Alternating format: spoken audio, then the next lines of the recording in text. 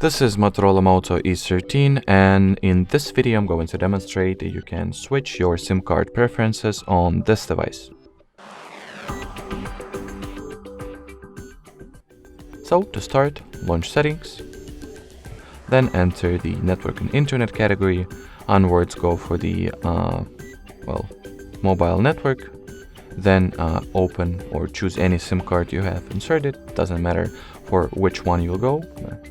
Will not change anything, and in here you'll be able to set your preferred SIM card for phone calls, SMS messages, and if you would like for this particular SIM card to be used for mobile data or mobile network, just turn on the switch. Alrighty, so that will be it for today. We highly appreciate your attention. Thanks for watching, and bye bye.